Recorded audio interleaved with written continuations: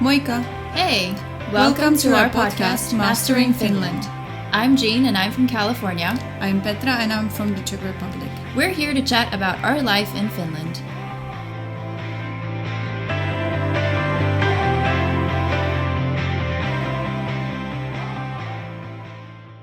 Hello everybody, welcome back to our podcast.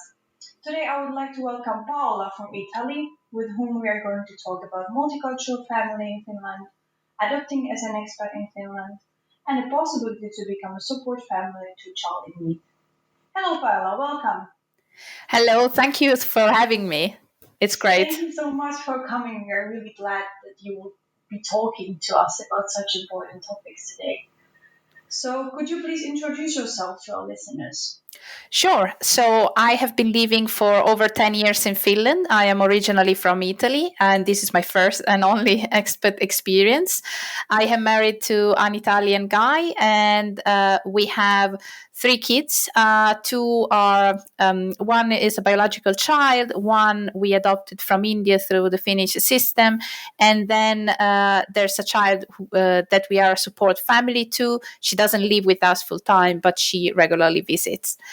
And I have been also blogging now for, I believe, about 3 years about this our multicultural family, adopting in Finland, and much more at theelephantmom.com.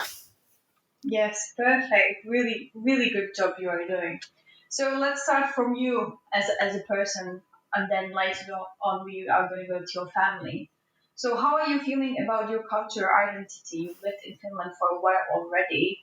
So is there anything that has changed about your habits, behaviors ever since you moved to Finland? Definitely. I would say I think I identify still as a foreigner, even though over the years at some point I got the Finnish citizenship, but I still don't identify as a Finn. I don't identify as an Italian person either. I guess I am somewhere in between. But definitely living in Finland has changed how I see the world and also how I behave. Mm-hmm. So do you have any examples of what has changed? Like some sort of examples that maybe in past you would not think of? Yes, I can give you an episode that happened to me like last fall. I went on a work trip, so I don't feel as I don't identify as a Finn, as I mentioned, and I come with a bit of the Italian warmth compared to the natives here. And yet, last September, I was on a work trip to Colombia, and I was staying in a hotel. And at some point, one morning, I step into the elevator. It's just me. And after a while, a couple of people, other guests, step in and they greet me. And I start like hyperventilating. Like I was so shocked just by being greeted by a stranger. And like later, like as I step out of the elevator, like what has happened to me? Like, right? And so I guess I guess these kind of small things, but also I think I also embraced one thing I love about Finland, which is this strive for equality. And which is something I don't give for granted coming from Italy. And it really influenced me over the years about how I see the world. And I spotted injustices that living in Italy, I had just got used to. Yeah, that's totally true. I agree with that. It definitely works with this equality for me as well. And now when I get back to my country, then people think I'm some sort of weirdo because they are not really on the same vibe. So it's it's sort of hard from that point of view. Okay, thanks. Then how is it to have a multicultural family in Finland? Is there something sort of atypical about that? Do you see any differences from like how are you being treated as a family in Finland, or how is your own experience about that?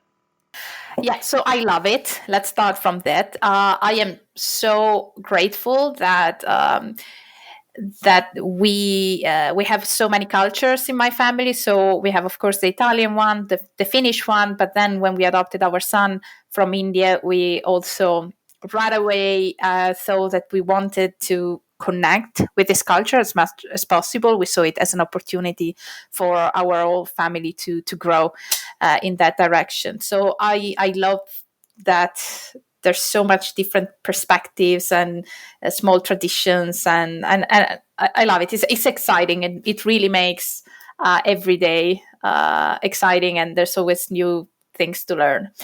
When it comes to being treated differently, maybe not treated differently as much, but I think Finland has not yet adapted to its own multiculturalism. So there have been several cases in which access to fundamental services was hard or denied because, for example, of language barriers, or because the specific needs of multicultural and multilingual families were not taken into account.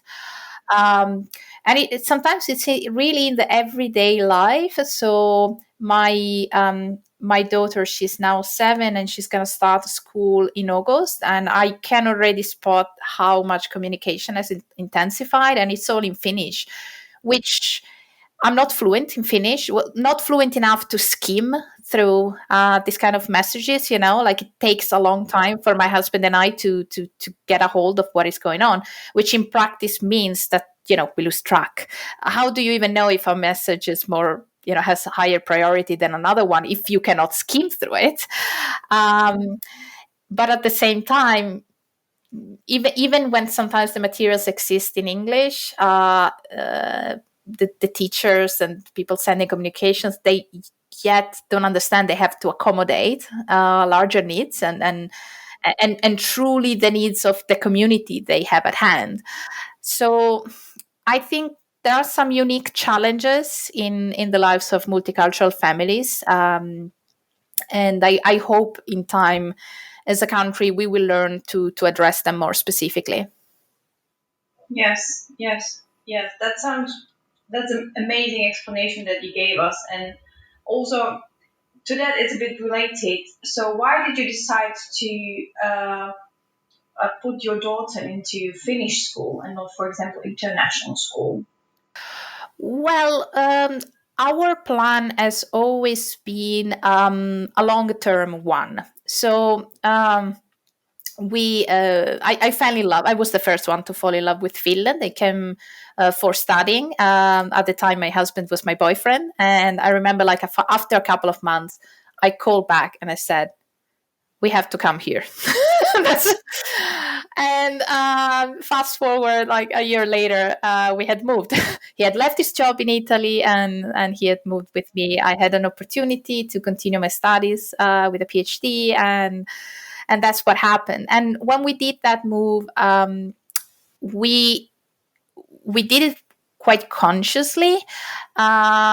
We saw in Finland the opportunities that we were lacking and hoping for in Italy, and many points of view, including honestly starting a family, because it would have meant compromises in Italy that we were really not willing to make, including like maintaining a family. Like it's the services are just not there. So when we moved to Finland, we started really with a long-term plan, with the idea of raising our kids here. And so far we stick to it, and that keep it is still valid as a plan. And for such reason, it was extremely important that our kids had an opportunity to grow up like their Finnish peers. We also approached the Finnish language with the enthusiasm of the of the newcomers. Like that. Yeah, right. You're like, yes, Yes, and then you realize how hard it is, and then you are like, "Oh my god, that's really the thing that I'm going to do now."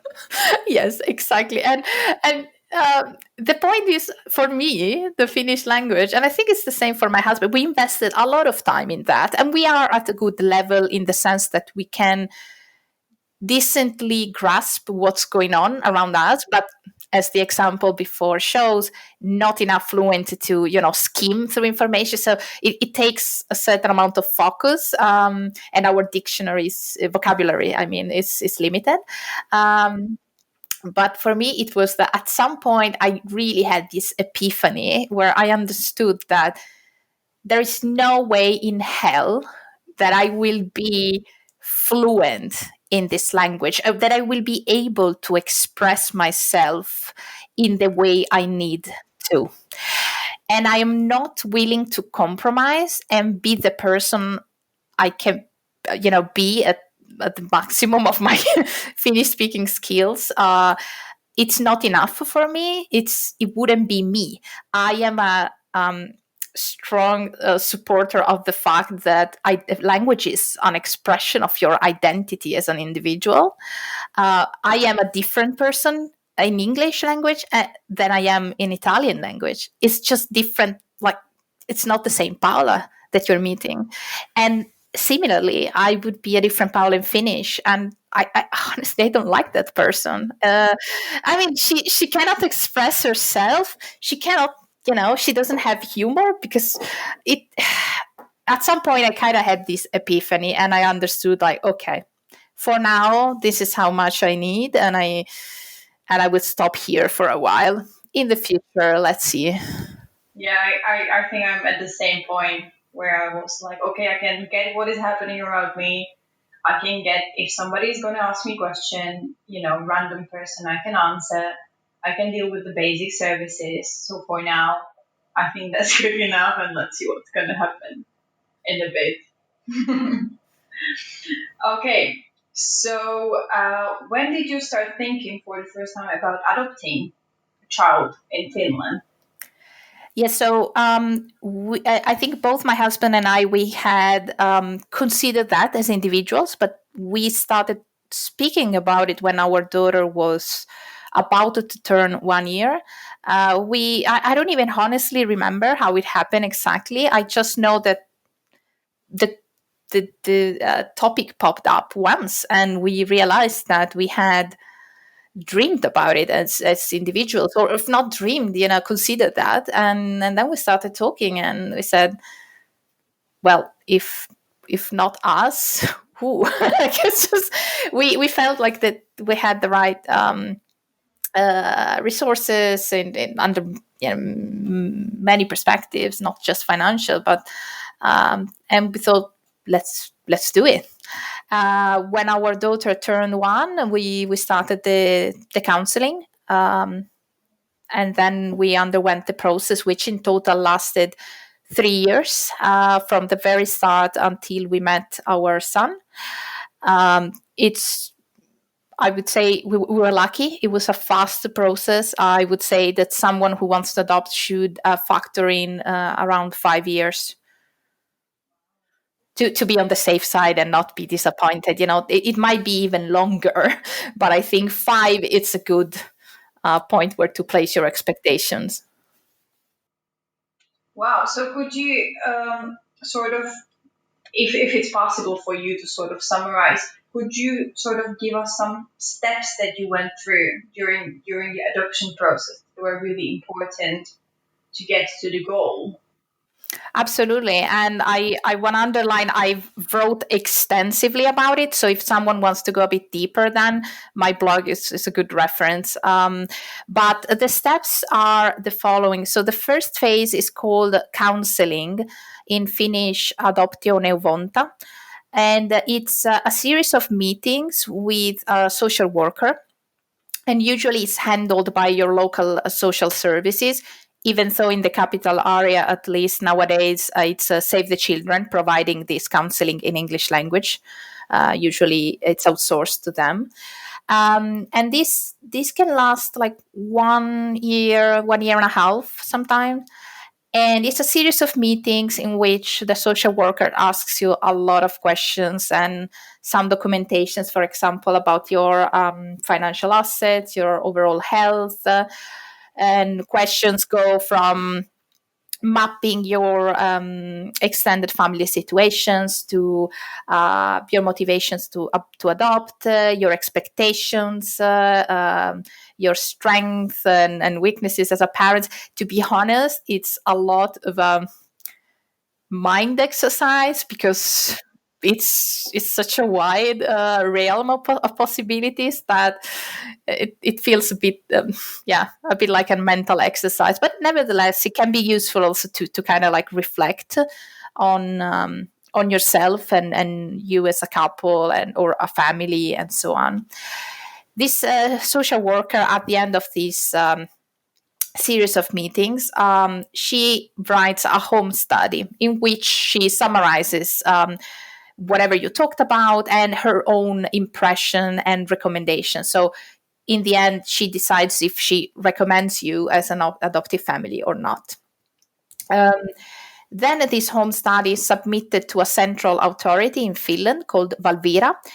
There's an adoption board which examines these home studies, these applications, and decides if your family is eligible or not to adopt a child.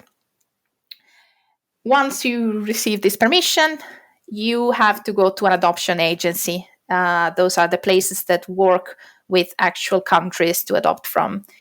Now, I focus here on international adoption.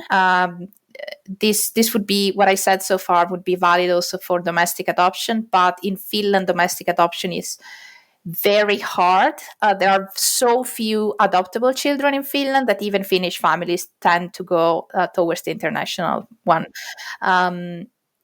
I honestly am not even sure if a multicultural family would be easily eligible to adopt a Finnish child, given that there's so many that otherwise qualify. That I would be surprised if this inconvenience of an additional culture, like I think so. I wouldn't go there, but of course one can examine further if they feel that's the option for them. But it's a very hard path from what I heard. But anyway, if you want to adopt internationally, you go to an adoption agency. In Finland, there are only 2 adoption agencies. This is a very different situation from, for example, the US, where there are like thousands. In Finland, there are 2. Only 2 have the license to provide adoptions, and they are Interpedia and Save the Children. They both work with few countries, pretty much separated. I think they have a couple only in common. Each country has its own list of requirements, so you have to see what your family qualifies for and if you have any preference yourself. And there, the process varies greatly. Each country has a very different process. So I can comment on India, but the others are so different that I wouldn't compare. Wow, that's an extensive thing. So basically, then you sort of go through the process, and then there is child sort of found for you. So how long does it take from the point when you already know, okay, this is the child that we're going to be adopting, until the point that the child actually arrives to your family? This is where it's very variable, because while the part in Finland more or less as kind of a maximum length, let's say from starting to getting approved at top 2 years, top. The problem is after, like it depends so much on so many variables. There had I give you the example of our adoption. When we sent the documents to India let me think, I think we sent them in May. We were matched with our son in August, and we were told this is unheard of. But right, just stroke lucky. There are families that sent the documents and then are still waiting after 4 years for another country, or it depends on so many variables, like if the moment when you adopt, how much you're open to adopt a child with special needs, and any other limitation like by age, and honestly also like really what children are looking for a family in that specific moment, and if they fit kind of the requirements you have or qualify for. Yeah. So it's very specific, which makes sense. And then to match these families with children is probably really like a big process. It makes sense that it takes so long. Yes, and it's much of it is really like luck, uh, complete. And this is something I think one should be mentally prepared for, and it's probably one of the hardest parts. The fact that, I mean, when you have a pregnancy, you kind of have like a finite amount of time, at most when it's gonna happen, and with adoption, there's like such a big uncertainty on so many levels, including the timeline. Hmm. Hmm. So you told me that you actually started a community for foreigners who want to adopt in Finland. So did you start it after you already adopted, or when did you start it, and what else did lead you to such action? Yes. So basically, when our child came home, we realized pretty much, and this connects back to what you said, the challenges, what is different for multicultural families. For us, we realized pretty quickly that all the services for adoptive families just weren't designed for a family like ours. Everything was in Finnish, so inaccessible. So every training, every mentoring project, even peer support groups in on Facebook. Everything was in Finnish language, which natural but very disappointing, especially when our son came home. We were overwhelmed by challenges, and we really needed this kind of support and connection with other families, and it was very hard to navigate alone. So after when we were in a better place, at some point, when I had like time to again breathe in again, I thought, I I need to do something. And I just couldn't believe we were the only ones in this situation. But what I didn't know, it was like we were families like ours are so many more than I would have ever guessed. Um, so it all happened that I connected with the Association of Adoptive Families in Finland, which is called Adoptio Perheet. And I told them, like, is it okay if I try to start a support group in English? And they fully supported me. They were great throughout the whole process of the past 2 years and some since I started this community. And I started from a Facebook group in which I invited any adoptive family in Finland, or people in the process of adopting living in Finland who didn't mind speaking English. So we have also Finns, native Finns in our group. But because the group started organizing events and sharing resources, so even some Finnish families were honestly just interested in getting support also in English. For them, it was fine. And the group grew into 80 members in the first year. It, wa- I was amazed as well, given also how careful with filtering we had been. So, for example, I should clarify, if somebody is interested in adoption, that is not the group for you. We just don't admit people unless they already have started a process or they have an adopted child. So that's the criteria. But it turns out that there are families like ours, both immigrants that adopt in Finland. There are families where one is a Finn and the spouse is a foreigner. There are cases of stepchild adoption where somebody has married a foreigner, and the spouse adopts the children from the previous relationship. And there are adoptive families, who move to Finland and need this kind of peer support nevertheless. So it's been a very rewarding experience to build this community. And one thing that I really enjoyed witnessing, and it's been a fantastic learning and reward for myself, it's been that not only I kind of by chance met a need. But this community, and this is like a message I want to give to other experts, this community has started shaping the Finnish one. So not yes, because for example, we started. Our events were so appreciated by the existing association and by even native families that they started like asking us, can we use the same format, or co-creating some of the things we were doing.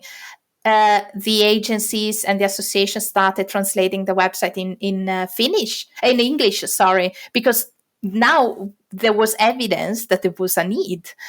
And they started organizing events in English as well, also the adoption agencies, for example, translating materials. And this would have not happened unless the people would have, hadn't showed up and manifested their existence and expressed a need.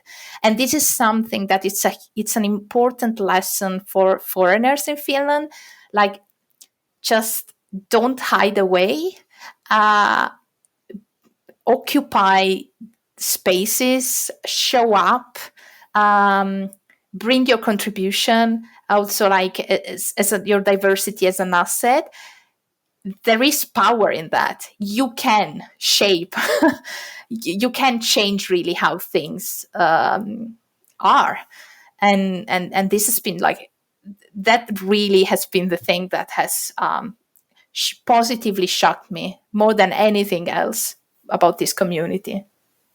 This is such a motivating speech. I love it. I love it. Thank you so much for saying it, how you're saying it.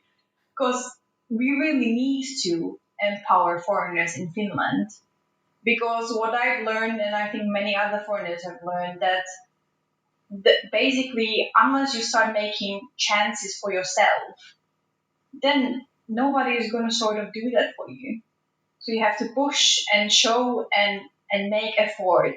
And then, as you said, it leads to such an amazing actions as your community that you started, and it's such an empowering message that you are sending, that foreigners are shaping the already existing Finnish thing that was working in a certain way, and now you are sort of collaborating, and it's possible, and we can do it in all sectors. Exactly. And you need to first convince yourself, like give yourself a pep talk of, because I think I've also gone through a classic phase as a foreigner in which, like, I started believing at the narrative that we are a liability, that we are like just asking and not giving back. And you have to, if you have fallen into that, you have to like drag yourself out. You have to remind yourself what is the added value you're bringing with your diversity. First, you believe it yourself. And then when you are there, you need to convince others. So all this work, I have run surveys through the communities. I have tried to create evidence to the other associations. I also I try to show the benefit of expanding services. This is important. It's not charity. I told them, if you expand your services in English language, because as you can see from the community, there is a need. So first I proven the need. And then I said, if you expand the services, these are the benefits that this could bring you.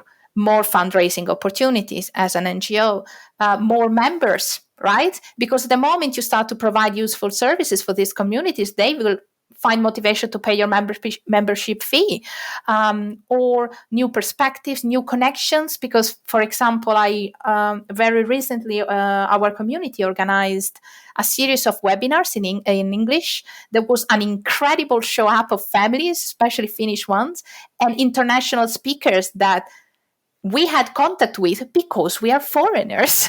And so we didn't have language barriers in, looking for them. We had already existing connections in adoption communities. For example, I do have in Italy. And we acted as a bridge. And I got a lot of feedback from Finns afterwards saying like, you are bringing something new and valuable to Finland. We would have never heard of this expert unless you would have brought it to this platform. So this is my pep talk for foreigners in general. Like, I hope they will learn from this experience also to affirm yourself, be clear also with yourself first and then with others. What is the value you're bringing? Because we are an asset, not a liability in this country. Yes, exactly. That's true.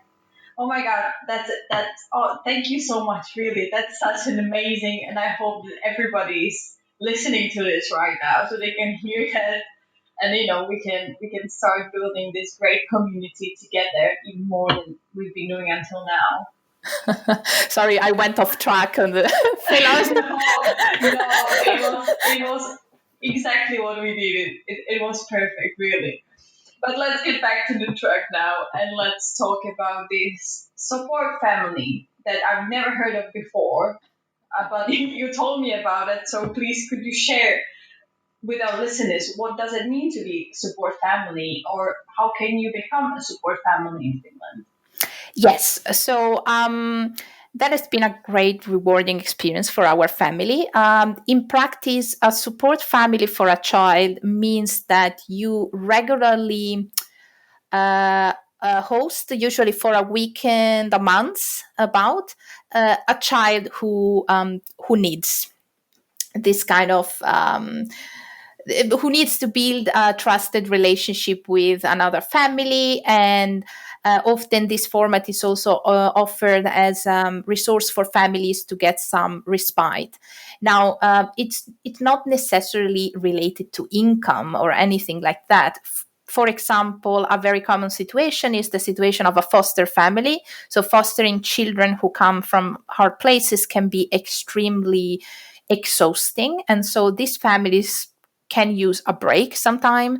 And but at the same time, this is a format in which the child really builds a relationship with somebody else. So it's a small monthly holiday. Sometimes you can also take in these children for your own holiday or part of them. So um, maybe because their families cannot afford to, for either monetary reasons or because of, think of a single parent, for example, who has to struggle with school being closed, and where do I put the child? So this is like a safe alternative.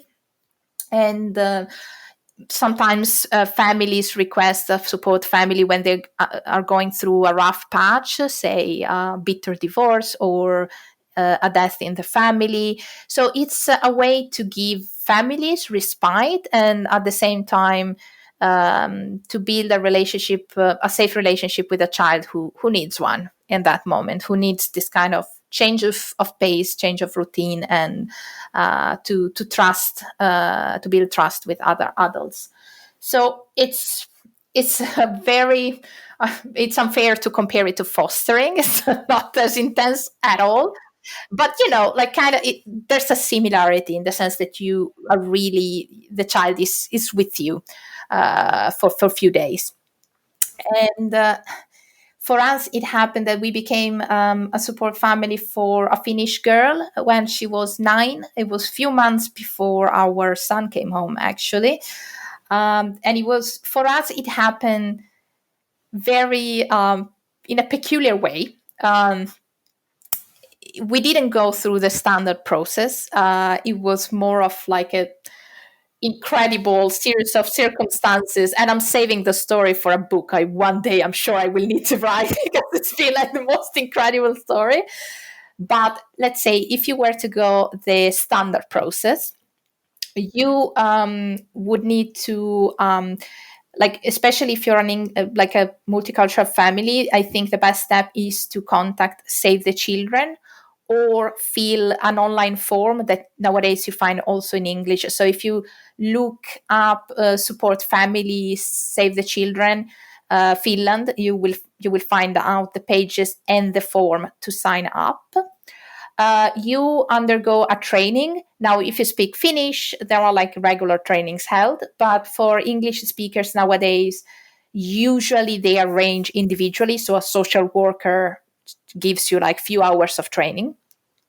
Um, Not much. I think it's about 4 hours of training, and and then you wait for a match. So it works that they get requests for support families. They usually look at the profiles of the children. It's a bit like the adoption match. So you probably have some preferences as a support family. Maybe you have a limit on the children you want to host or so on, or limits of space, whatever. And they look at the situations they have, and then they try to facilitate a match, which of course you're free to accept or not. Now, of course, there's a growing number of also foreign children, or anyway children who come from multicultural families themselves. So it would be nice, I think, to recruit more multicultural families to become support families. Let's say the easiest to get a match is if at least one of the spouses speaks Finnish, because then you more easily qualify for also native children. But even if not, like our case shows that you can do it anyway, because in our case, we are not fluent Finnish speakers, but you bet we are not fluent speakers for a 9-year-old. So the 9-year-old very soon like gave up on us and then decided to learn English. she, she quickly saw, okay, I can either like speak with this 5-year-old Finnish speakers, or I can learn English. And being her super smart child, she learned English very fast. And still to the day, we don't have a common language in the family, because the small kids speak Italian and Finnish. She speaks Finnish and English, and we speak Italian and English. So, but we wing it. We make it work. Yeah, We yeah, we make good it job. work. Yeah. I think there are many other factors which are more important, and it depends also on the individual situation. But yes, I would say like the best first step is to check out the pages of Save the Children. Probably we can also link them in the episode note. Yes, for sure. Wow, that's amazing, and I genuinely, as I said at the beginning, I had no idea that service like that existed. Actually, I don't think if I've ever heard about it back in my country, in Czech Republic. But it's amazing that it works like that in Finland, and hopefully more people are gonna be part of the service, so we can help children who are in need. I hope so, because of course I'm very grateful when people donate money to charities, but it's important also, if you can, to donate time. And again, this our own experience has really shown that this child needed our time. She needed our commitment and our patience, and we also learned a lot from this relationship. Uh, it's a great way of giving, and also like to build a relationship with a child, and to see also the impact it has on people's lives, the child, but also the family, who might get very needed respite. And thinking of multicultural families and the challenges they themselves face,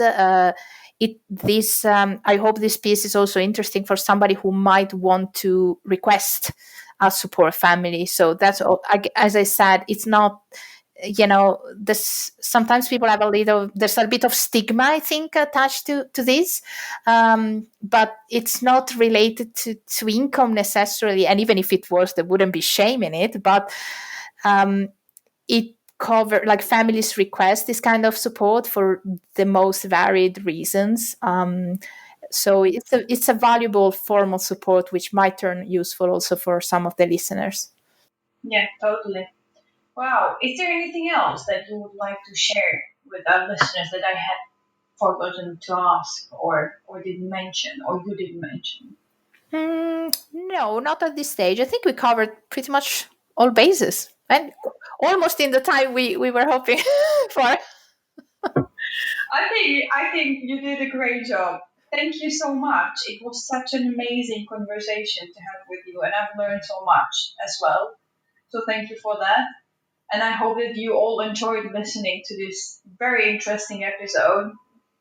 And yeah, thank you so much for being here. We're gonna link the blog of yours and all the other stuff that are related to this interview. And yes, thank you very much, Paola. Thank you so much for having me, and for the listeners to bearing my own voice for half hour. Oh, come on. It was great. Okay, thank you so much for listening and have a nice day. Bye.